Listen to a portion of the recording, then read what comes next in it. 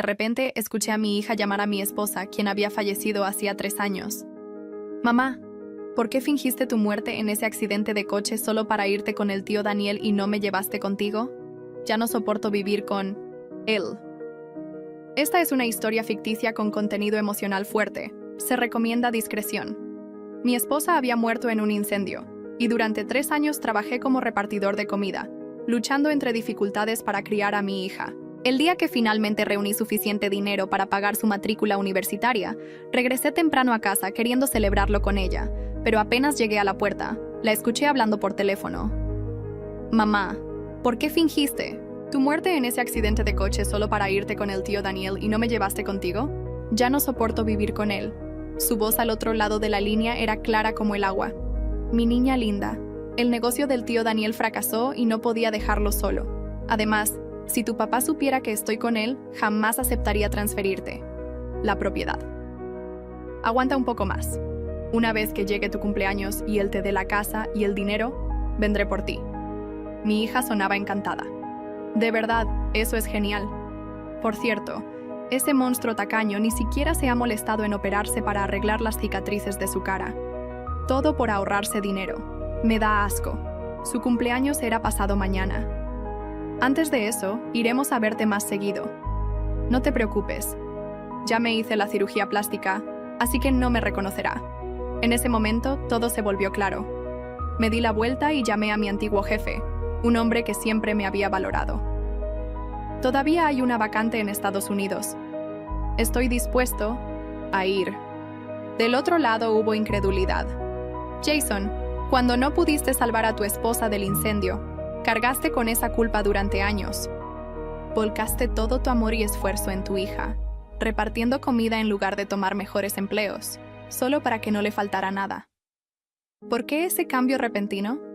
No me digas que tu hija fue aceptada en una universidad del extranjero. Me reí con amargura. Ah, crecido.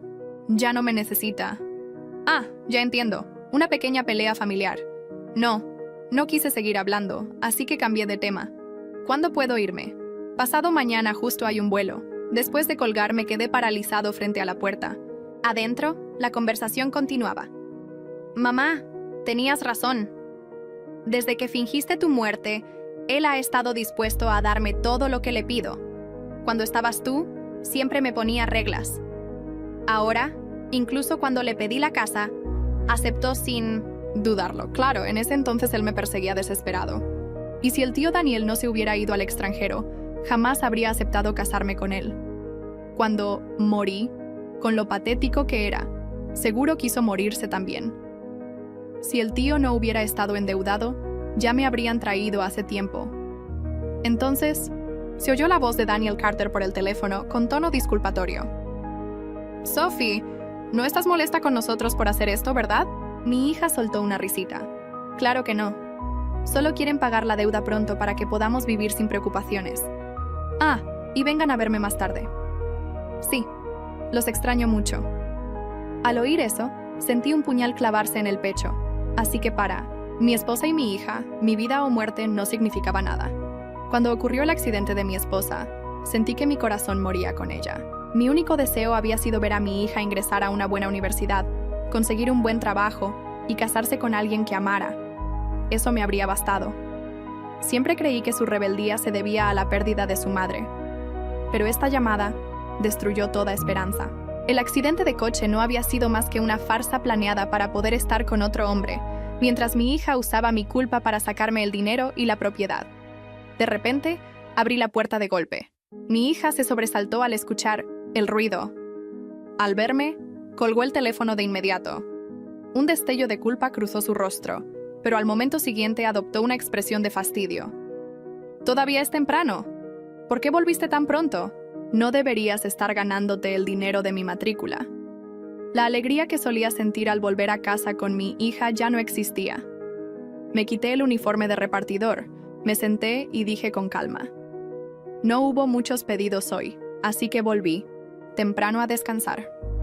Después de todo, era mi hija biológica. Algunas palabras aún eran demasiado difíciles de decir en voz alta. Sin decir más, tomé una comida para llevar que un cliente había rechazado por demora y empecé a comer. Durante años le compré bolsos de lujo. Cuando se maquillaba en secreto, me preocupaba por su piel y le compraba marcas caras, pero para mí la comida rechazada era el mejor alimento que tenía. Al verme, frunció el ceño y me regañó. Hace 3 años, si no hubieras ido a ese viaje de negocios y te hubieras quedado con mamá, no habría muerto calcinada en ese accidente de coche. No dijiste que ibas a reunir todo el dinero de mi matrícula antes de mi cumpleaños. Entonces, apúrate y gana dinero. Y no olvides que pasado mañana es mi cumpleaños. No se te ocurra olvidarte de transferirme la casa. Si no lo haces, nunca más te llamaré papá. Antes, esas palabras habrían encendido la mecha de mi culpa. Ahora solo me causaban asco. Me había negado comida decente. Me negué a una cirugía facial, volcando todo mi amor en mi hija. Pero al final, todo era parte de su estafa.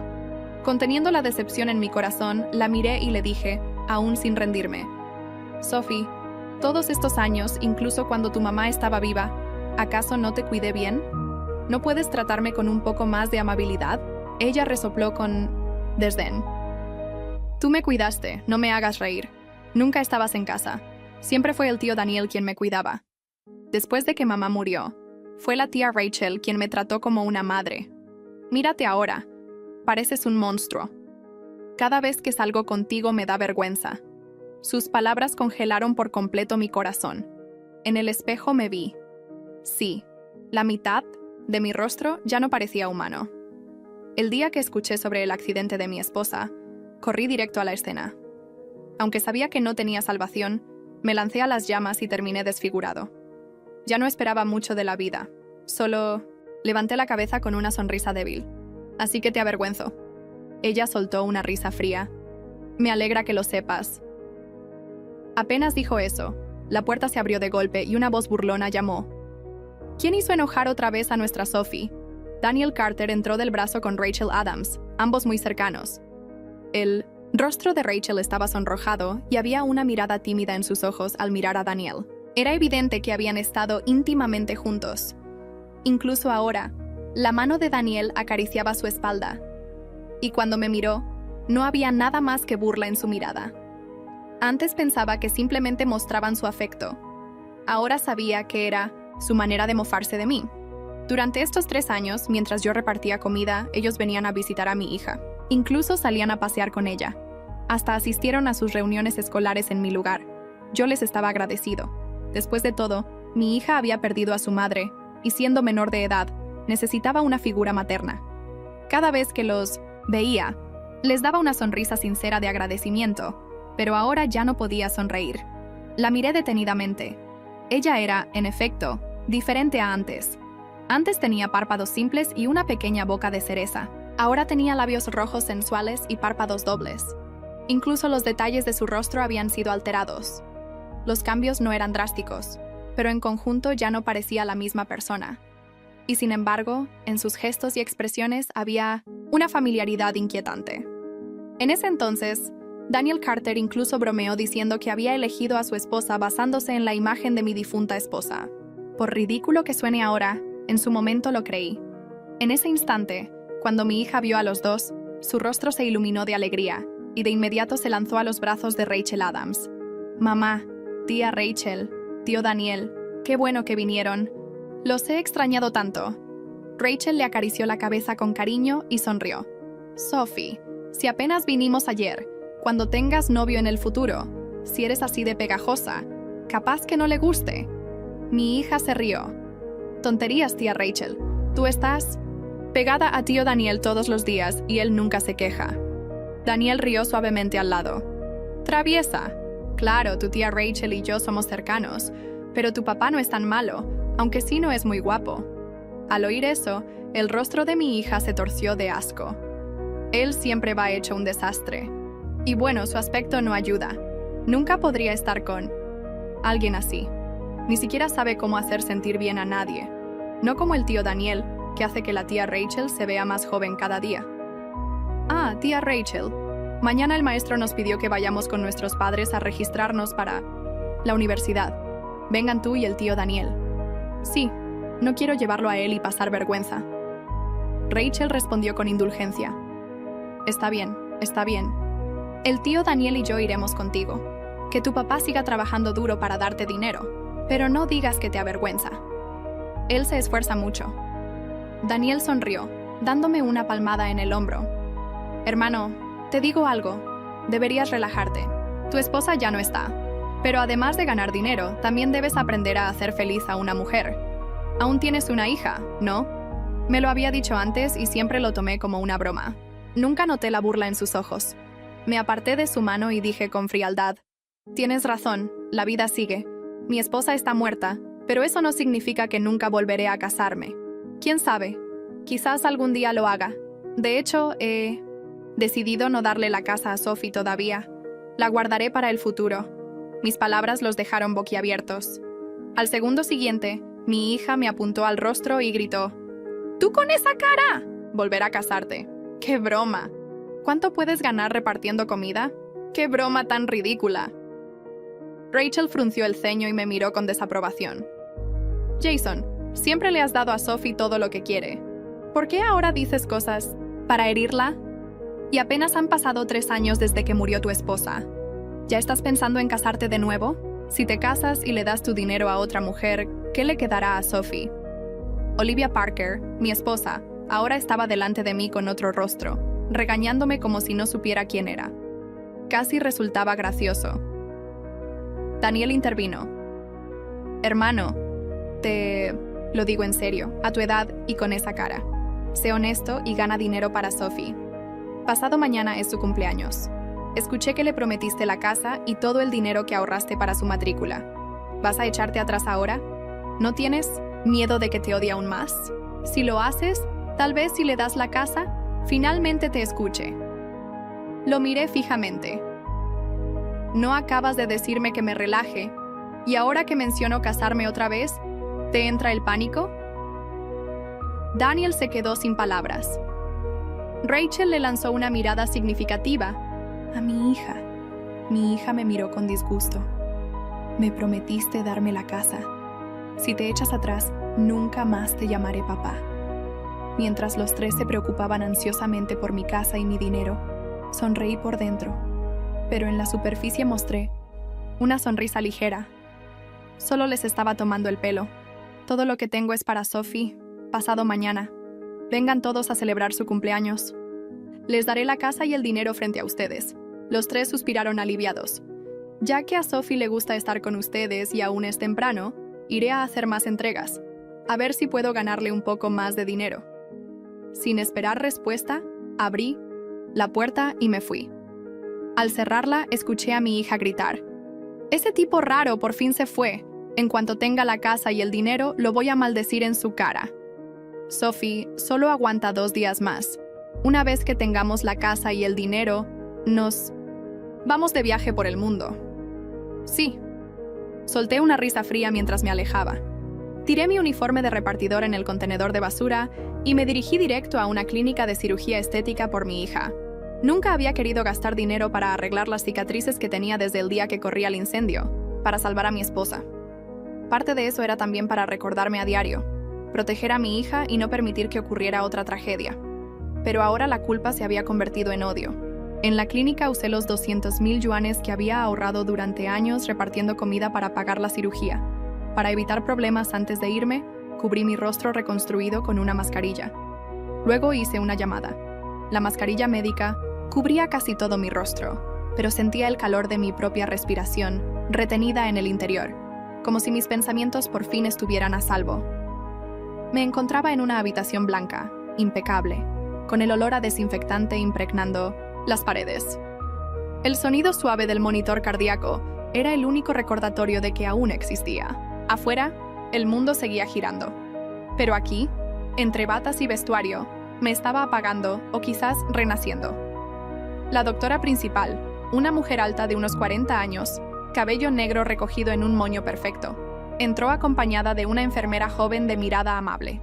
La doctora me miró con profesionalismo, sin morbo, sin pena, como si yo fuera una historia más. Jason, la reconstrucción facial será extensa. Habrá injertos, modelado de tejidos y varias sesiones de recuperación, pero puedo prometerte algo. Hizo una pausa como si le pesara. No solo cambiará tu rostro, cambiarás tú. Asentí sin palabras. Ya no quería hablar. No había nadie allá afuera por quien gastar mis palabras. La enfermera, una mujer de trenzas espesas y piel morena, con ojos profundamente cálidos, se presentó discretamente. Me llamo Elena. Estaré contigo en todo el proceso. Si necesitas algo, aunque sea solo silencio, estaré cerca. Me sorprendió la ternura en su voz. Después de tantos años de vivir con miradas evitativas o de lástima, alguien que no bajara la vista era casi un regalo. La cirugía comenzó la mañana siguiente. Me dormí con el corazón tranquilo, como si en el sueño pudiera dejar atrás cada palabra cruel, cada traición. No soñé con Sophie, tampoco con Olivia. Soñé conmigo mismo, un yo que no conocía. Cuando desperté, mi rostro estaba completamente vendado. Me dolía todo, incluso el alma. Elena estaba sentada a un costado, leyendo una novela. No me vio despertar, pero sonrió apenas notó movimiento. Bienvenido de vuelta.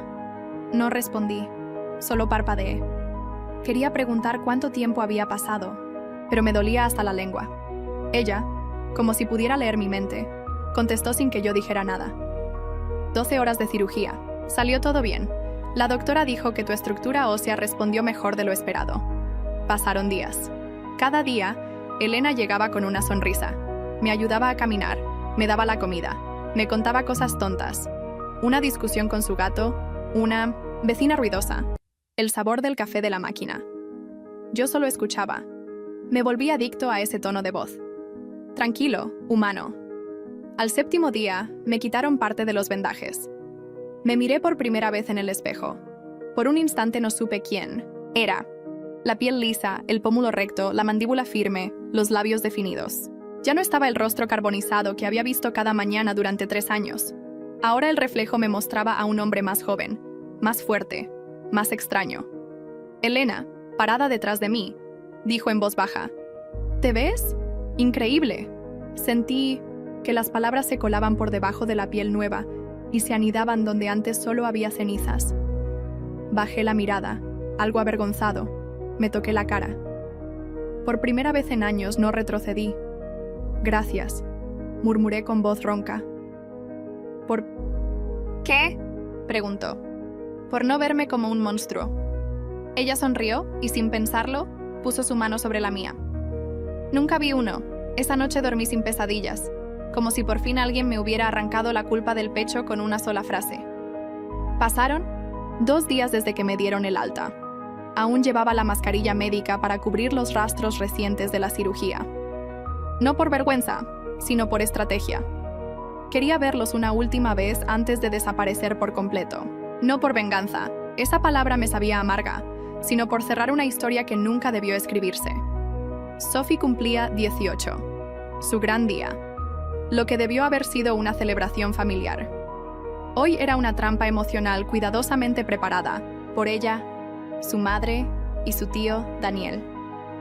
Lo único que me pedía el cuerpo era no estar allí, pero el alma quería mirar a los ojos de todos y mostrarles que ya no era el hombre roto que ellos creían. Manipular. Llegué al salón del edificio comunitario donde celebraban. Olivia no había escatimado en gastos. Globos, una mesa llena de pasteles franceses, una banda contratada y un cartel brillante que decía: Sophie, mi futuro empieza hoy. Ironías de la vida. Fui recibido con indiferencia. Algunos apenas me reconocieron. Vestía ropa nueva, un traje oscuro alquilado y la mascarilla. Me acerqué a Sophie, que estaba tomando selfies con Rachel y Daniel. Ella me miró con una mezcla de incomodidad y fastidio. ¿Qué haces aquí?, murmuró entre dientes, sin dejar de sonreír para las cámaras. Vengo a cumplir mi promesa, dije, tendiéndole un sobre. Los papeles de la casa y una tarjeta con los fondos de su matrícula. Todo lo que soñé darte. Me arrebató el afán en ciencias sobre sin un gracias. Lo guardó como si fuera un cupón de descuento. Olivia me miraba desde el fondo sin decir nada. Sus ojos eran otros, fríos, artificiales, casi sin alma, bajo aquella nueva cara que ella creía perfecta. Rachel, con su falsa dulzura, se me acercó. «Has hecho lo correcto, Jason. Por fin te diste cuenta de tu lugar». «Claro», respondí. Hoy es el día en que me libero. Y entonces, con un gesto previamente coordinado con el técnico de sonido, el ambiente cambió, la música paró, las luces se atenuaron. Todos miraron la gran pantalla colocada al fondo del salón. La imagen de Sophie grabada en secreto el día de la llamada apareció y su voz sonó clara, sin disculpas. ¿Por qué fingiste tu muerte en ese accidente de coche solo para irte con el tío Daniel y no me llevaste contigo? Rostros congelados. Olivia empalideció. Daniel intentó desconectar el equipo, pero ya era tarde. La secuencia se reprodujo por completo. Las palabras más hirientes, las risas, las confesiones, la manipulación, todo. Silencio absoluto. Sophie quedó paralizada, boca abierta, los ojos empañados, pero sin lágrimas. La gente empezó a murmurar. Algunos invitados se retiraron, otros sacaban sus teléfonos. Rachel estaba roja de furia. Olivia se desvanecía por momentos, buscando aire, como si recién recordara que el pasado no se puede enterrar con una cirugía. Yo me mantuve de pie, tranquilo, firme, respirando a través de mi nueva piel y mi viejo dolor. Ya no tengo nada que decirles. Todo está ahí. Me di la vuelta y caminé hacia la salida.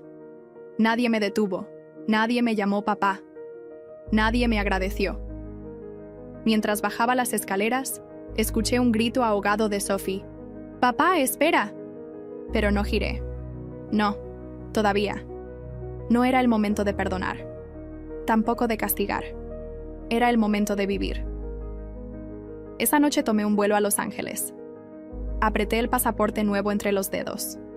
Jason Moe había muerto en un incendio. El hombre que subía a ese avión tenía otro rostro, otra historia, y por primera vez, una chispa de futuro. El aire de Los Ángeles tenía un olor distinto, mezcla de sal marina, concreto caliente y promesas sin cumplir. Caminaba por las calles como un fantasma, sin pasado. Nadie me conocía, nadie me miraba con lástima. Nadie sabía que bajo esta piel reconstruida habitaba un hombre que había enterrado su nombre para sobrevivir. Mi antiguo jefe me había reservado un pequeño estudio cerca de Culver City. No era lujoso, pero tenía lo que necesitaba: silencio, luz natural y distancia. Allí pasé mis primeros días adaptándome a mis nuevas rutinas, sin pensar mucho, solo existiendo. Un día, mientras caminaba por el corredor del centro médico para una revisión postoperatoria, escuché una voz que ya reconocía de memoria. «Jason». Elena llevaba una bata blanca y el cabello suelto, como si recién saliera de su turno. Me sonrió con ese brillo cálido que nunca parecía apagarse. «Pensé que ya habrías desaparecido para siempre». «Eso intenté», respondí, encogiéndome de hombros. «¿Y cómo va la nueva vida?» Silenciosa, justo como la quería. Me invitó a tomar café. Acepté. En una pequeña terraza frente al hospital, hablamos de todo menos del pasado. De cine, de música, de comida mexicana. Ella era luz. Me hacía sentir como si aún tuviera partes buenas que valieran la pena.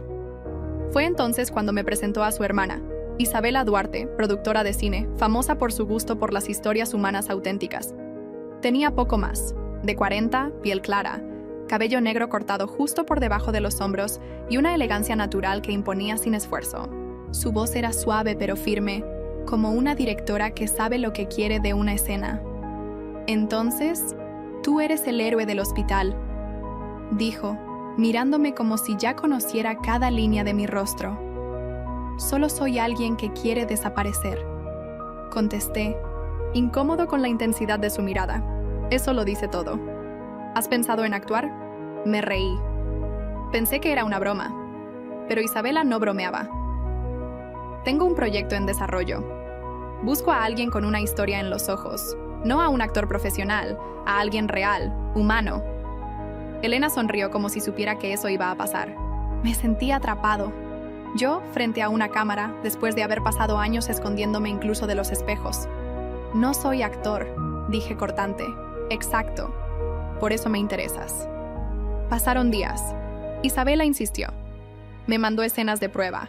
Me grabó leyendo en su oficina bajo una lámpara cálida. Me hizo contar una anécdota de mi infancia. A la semana me llamó para decir que había conseguido el papel. «¿Qué papel?», pregunté. Tú mismo, respondió, pero con otro nombre. Quiero contar la historia de un hombre roto que vuelve a nacer. Yo quería rechazarla, pero algo en mí se rendía ante su mirada. No por atracción, aún no, sino por algo más profundo. Admiración, tal vez, o hambre. La sensación de ser visto, sin juicio. Acepté. No porque quisiera fama, sino porque por primera vez alguien creía que mi historia valía algo.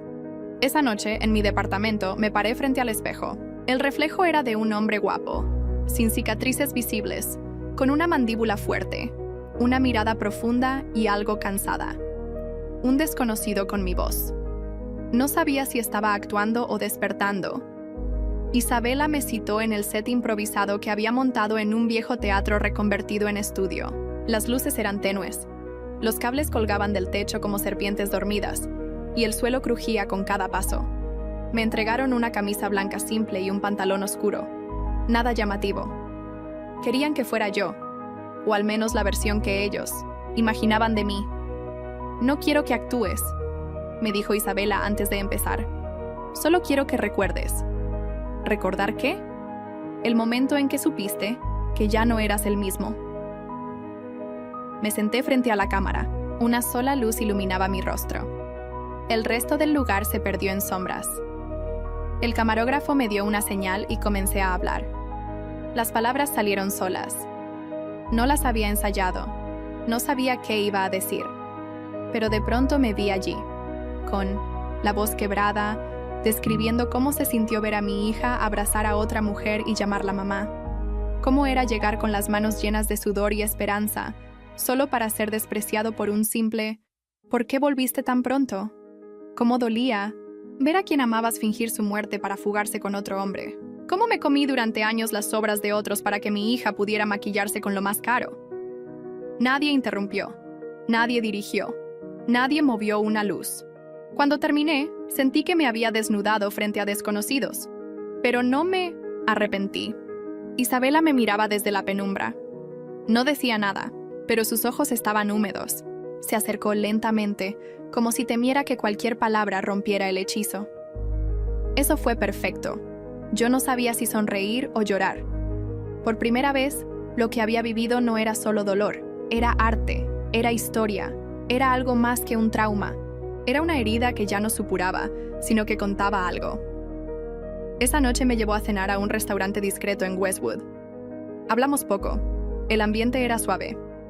La música de jazz acariciaba los silencios. Yo llevaba una camisa celeste y ella un vestido vino que le abrazaba la figura con elegancia sobria. Nos observaban desde otras mesas, como si nos confundieran con celebridades de bajo perfil. Sentí, por primera vez, la libertad de no ser juzgado por el rostro, sino por la presencia. Al salir, caminamos por una calle iluminada por faroles viejos. Isabela me ofreció el brazo y yo lo tomé, inseguro. Me gustaba su cercanía. Me daba miedo también. ¿Por qué yo?, le pregunté. Porque tú ya viviste el tercer acto de tu película. La mayoría apenas sobrevive al primero. La miré. Sus labios eran una curva tranquila. Su piel tenía esa luminosidad de la gente que duerme bien consigo misma. Ella no tenía prisa ni expectativas. Solo estaba allí, conmigo. Me acompañó hasta la puerta de mi edificio. Antes de irse dijo: no importa lo que haya sido. A partir de ahora vas a empezar a escribir lo que vas a hacer. Y se fue. Subí a mi apartamento y me miré en el espejo del baño. Por primera vez, no me pregunté quién era. Me peiné hacia atrás, toqué mi rostro suavemente y me vi como un actor, como alguien con una historia que vale ser contada.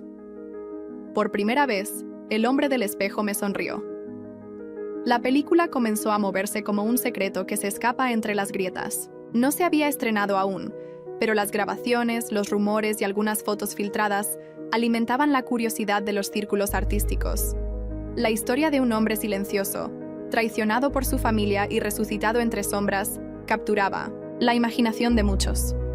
Y el actor principal, desconocido y misterioso, empezaba a convertirse en tema de conversación. Isabela manejaba con maestría la expectativa. Sabía cómo dejar que los medios se alimentaran sin mostrar demasiado. Era su juego. Ella era fuego controlado. Yo solo caminaba detrás, intentando no quemarme. Una tarde, durante una entrevista grabada en el set, el periodista me preguntó, ¿este personaje tiene algo de ti? Lo miré con calma. Tiene todo de mí, excepto el nombre. Esa respuesta bastó para que cientos de comentarios inundaran las redes. ¿Quién es este hombre? ¿Por qué nunca actuó antes? Tiene ojos que esconden una vida entera. Isabela sonreía, leyendo cada reacción. Yo, por dentro, me sentía dividido. Parte de mí disfrutaba la atención. Otra parte temía que Sophie me viera, que reconociera mi voz, mi forma de mirar, que reconociera al padre que había despreciado. No pasó mucho para que eso ocurriera. Recibí un mensaje desde una cuenta privada. Solo decía, «Papá». Me quedé mirando la pantalla como si hubiera abierto una tumba con mis propias manos. Sophie me había encontrado. ¿Y ahora qué quería? ¿Perdón? ¿Dinero? ¿Redención? Decidí no contestar. Días después, Isabela me invitó a una gala privada, una de esas cenas de networking con gente que solo usa ropa negra y habla en frases ambiguas. Ella iba vestida con un traje blanco, elegante, poderoso. Yo, con un smoking alquilado, pero nadie lo habría notado. Isabela se aferró a mi brazo como si fuéramos un secreto compartido. Durante la cena, me presentaron a un productor europeo. Me preguntó si tenía representantes. No tenía. Me ofreció su tarjeta. Alguien más dijo que quería mi rostro para una campaña. Yo solo sonreía sin saber qué responder. Era como si todo el éxito que soñé para mi hija ahora viniera hacia mí, pero yo no supiera cómo recibirlo. Cuando la velada terminó, Isabela me llevó a su casa por primera vez. Un loft amplio, lleno de luz cálida, plantas altas y libros por todas partes. Me ofreció una copa de vino. No hablábamos, solo compartíamos la música suave y el silencio cómplice. Fue entonces cuando me lo dijo. «Hoy la vi a tu hija». No, supe cómo respirar. ¿Dónde? En la puerta del estudio. Había viajado sola, te buscaba. Lloraba. Me quedé en silencio, mirando el vino girar en la copa. ¿Y tú qué hiciste? La escuché. Me dijo que lo había perdido todo, que Rachel y Daniel se fugaron con el resto del dinero, que su madre la había dejado sola otra vez, que no sabía dónde vivir. Apreté los labios, no por enojo, sino por lástima, porque ese era el futuro que intenté evitar con cada entrega de comida, con cada sacrificio, y aún así había llegado. ¿Le diste mi dirección? No. Le dije que si quería verte, tendría que escribirte una carta sincera. A mano, con todo lo que nunca te dijo. La miré. Isabela, fuerte, directa, justa. Gracias. No lo hice por ti, dijo con una media sonrisa. Lo hice por ella. Aún está a tiempo de no convertirse en su madre. Volví a casa esa noche con una mezcla extraña en el pecho. Orgullo, miedo, culpa, pero también algo parecido a esperanza. Tal vez solo. Tal vez aún quedaba algo que reconstruir más allá de mi rostro. Las semanas siguientes fueron una mezcla de cámaras, focos y repeticiones. La película, aún sin título oficial, estaba casi lista. Isabela se movía como una directora invisible, organizando todo con esa eficiencia silenciosa que me fascinaba. Yo la observaba a diario. Su forma de caminar, de hablar con los técnicos, de controlar sin alzar la voz. Era como una bailarina de precisión en medio de un circo caótico, y aunque lo intentara, no podía evitar mirarla más de la cuenta. Una tarde, al terminar una escena en la que mi personaje sostenía una carta de despedida, una que nunca envié en la vida real, me acerqué a ella. Estaba revisando el monitor, concentrada, con el ceño ligeramente fruncido. Tenía el cabello recogido, apenas algunos mechones sueltos en la frente y un suéter gris claro sobre los hombros. Aún, vestida con simplicidad, irradiaba una autoridad serena. ¿Te puedo invitar a un café que no venga en vaso de cartón?, le pregunté. Ella levantó la vista y sonrió. Si me prometes que no hablaremos de producción ni guiones, acepto. Terminamos en una librería café en Santa Mónica. Ella pidió un expreso doble, yo un té negro. Hablamos, sí, pero no de la película. Hablamos de libros, de música de los años 90, de sueños que alguna vez tuvimos y que dejamos morir, hasta que ella dijo algo que me detuvo. ¿Sabes qué me atrajo de ti al principio? Mi gran capacidad para no saber actuar. Tu mirada. Tienes ojos de alguien que ha perdido todo y aún así se sigue levantando. Guardé silencio. Me miró con dulzura, pero sin compasión. Y eso fue nuevo. Me acerqué. Ella no se movió, solo inclinó la cabeza levemente. La besé. Fue lento, como una decisión tomada con tiempo. No hubo prisa. Solo dos personas que habían vivido demasiado y, sin embargo, aún tenían algo para dar. Esa noche dormimos, juntos. No en el sentido físico, aún no. Dormimos en su casa, yo en su cama, ella en mi pecho, respirando como si el mundo no pudiera tocarnos. Su perfume, suave y floral, se quedó en mi piel, incluso después de despertar. Al día siguiente, mientras repasábamos una escena en el estudio, apareció Sophie. Vestía ropa sencilla, nada como los lujos que solía exigir. Su cabello estaba recogido en una coleta desordenada, los ojos hinchados, pero no por capricho, sino por dolor. Isabela me miró. Yo asentí. Caminé hacia Sophie. La llevé a un rincón apartado del set. «Hola, papá», dijo ella, bajando la mirada. La última vez que me llamó así había sido para chantajearme.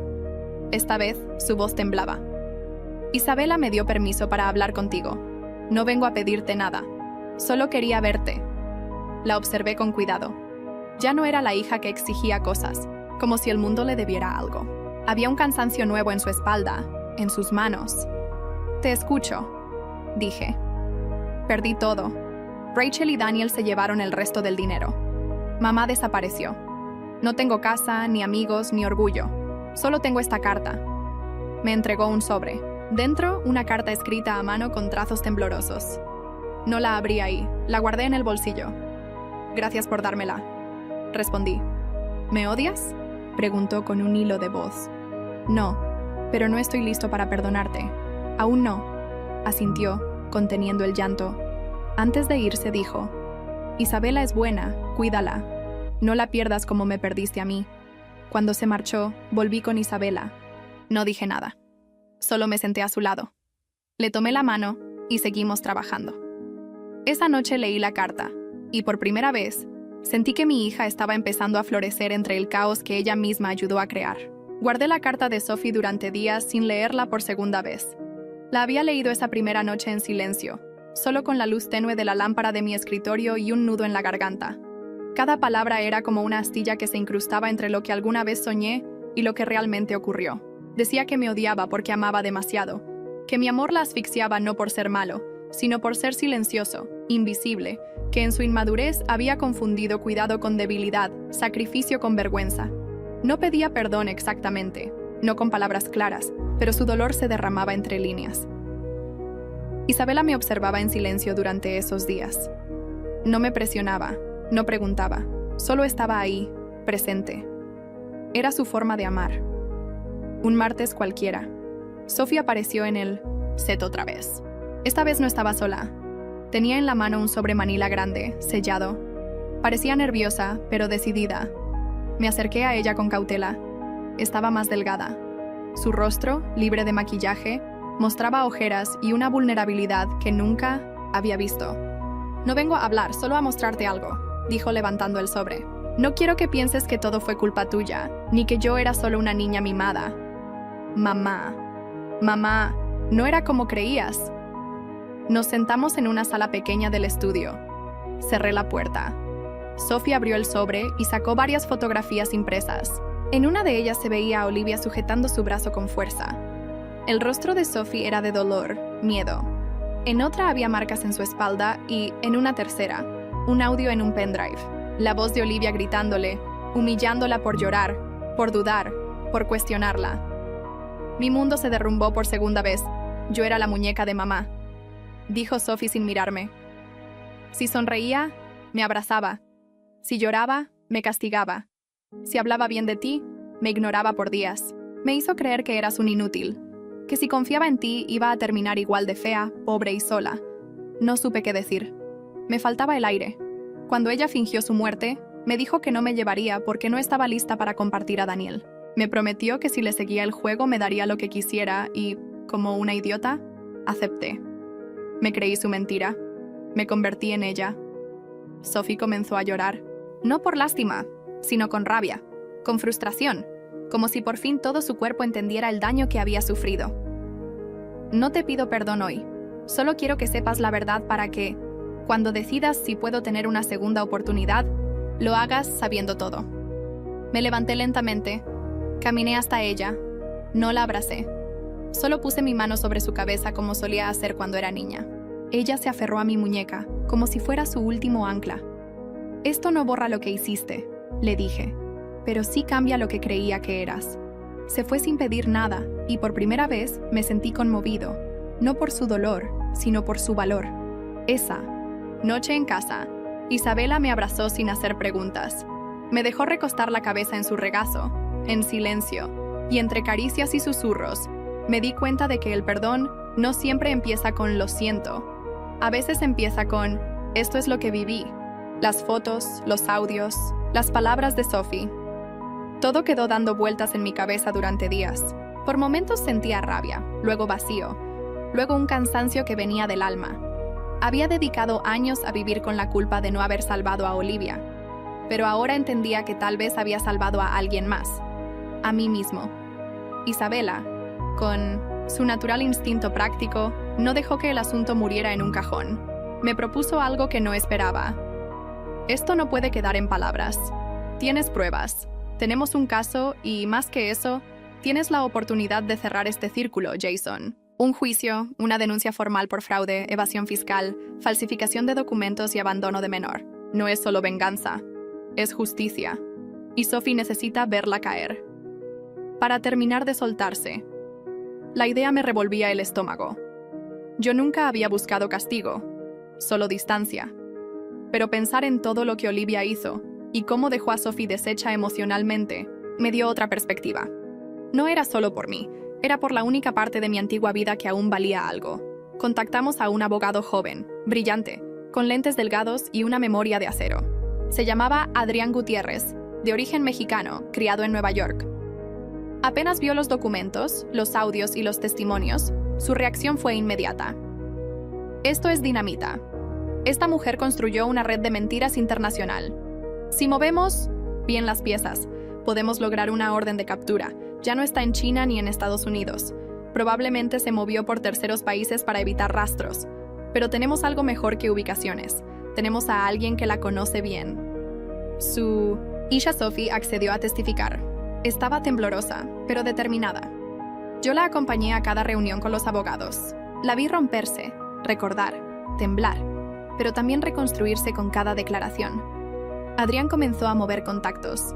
Isabela, por su parte, utilizó sus conexiones mediáticas para preparar el terreno. No escándalo, sino presión social.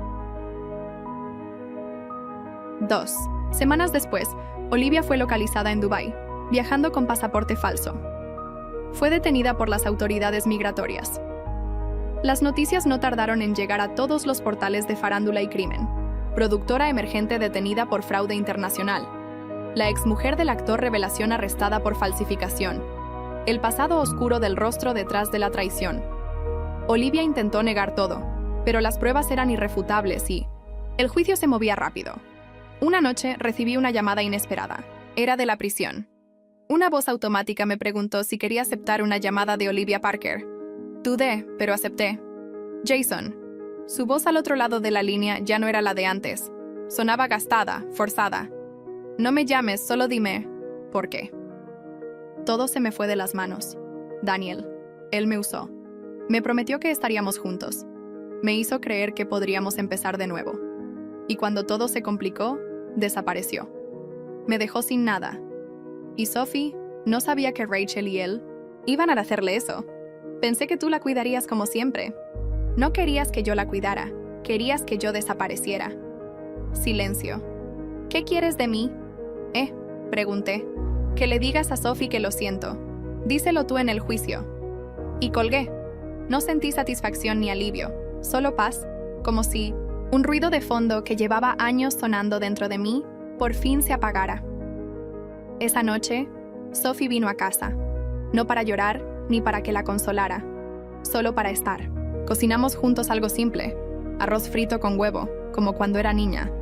Nos reímos poco, pero nos miramos mucho.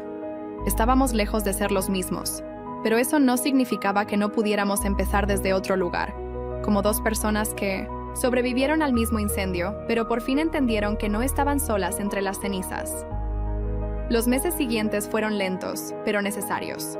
La película se estrenó con el título El hombre del incendio, y contra todo pronóstico, se volvió un éxito, no por efectos especiales ni por nombres famosos, sino porque la historia tocaba una herida abierta en muchos, la del abandono, la traición, el renacer. Mi rostro apareció en revistas, entrevistas, festivales, pero cada vez que alguien me llamaba estrella, yo bajaba la mirada. No era modestia, era memoria. Sophie no volvió a pedirme perdón. Tampoco hizo intentos de fingir una cercanía forzada. Lo que hizo fue más difícil. Trabajó. Isabela le ofreció un puesto como asistente de producción y ella lo aceptó sin orgullo. La vi cargar cables, preparar café, recibir gritos de técnicos malhumorados sin responder. Se ganaba cada paso, no con lágrimas, sino con constancia. Un día, la encontré sentada sola en el rincón trasero del estudio, revisando el guión del próximo proyecto. Tenía auriculares puestos y un lápiz entre los dedos. Parecía concentrada, pero tranquila. ¿Qué estás leyendo?, le pregunté. El guión de Isabela. Dice que quiere adaptar otra historia real, pero más esperanzadora esta vez. Menos tragedia, más reconstrucción. Me senté a su lado. ¿Y tú qué opinas? Que la vida no siempre necesita tragedias para ser interesante. Sonreí. Sophie había cambiado. Ya no exigía, no imponía. Observaba, aprendía y, cuando me miraba, lo hacía con respeto, no con culpa, ni con nostalgia, con presente. Un día, después de una grabación larga, Isabela me invitó a caminar por la playa. Era de noche. La arena estaba fría y el mar negro como tinta. Ella iba descalza con un abrigo largo y el cabello suelto. Yo la seguía con las manos en los bolsillos. ¿Y ahora qué sigue?, le pregunté. Una nueva película, una nueva casa. Y si estás dispuesto, una nueva vida. Me detuve. La miré. Ella se giró lentamente, y su mirada no era la de una productora ni de una mujer decidida. Era la de alguien que por fin había encontrado un lugar donde descansar. ¿Estás segura?, dije. ¿Y tú? No respondí, solo la besé. Nos casamos. 3 semanas después. No hubo prensa, solo amigos. El equipo de filmación y Sophie, que entró a la ceremonia con un ramo de flores silvestres y un vestido sencillo que le quedaba perfecto. Me abrazó antes de entregarme a Isabela y me susurró al oído: «Estoy orgullosa de ti». Esa noche, en la recepción, los 3 bailamos juntos, no como una familia restaurada, sino como 3 sobrevivientes de una historia que había dejado de doler. Al final de la fiesta, Sophie se sentó a mi lado y me dijo: «Papá, estoy escribiendo algo, una historia. No es sobre ti, es sobre mí, pero empieza contigo. Quiero leerla algún día, cuando esté lista». Y sonrió. De verdad. El sol caía detrás de las colinas de Los Ángeles como si quisiera rendirse lentamente, sin alarde. La nueva casa que Isabela y yo habíamos construido juntos era moderna, sí, pero tenía alma. Grandes ventanales, pisos de madera clara, estanterías repletas de libros y una cocina que olía constantemente a pan horneado o café recién hecho. No era una mansión, era un hogar, y por primera vez sentía que tenía uno. Isabela había decorado cada rincón con intención. Luz cálida, plantas vivas, fotografías en blanco y negro.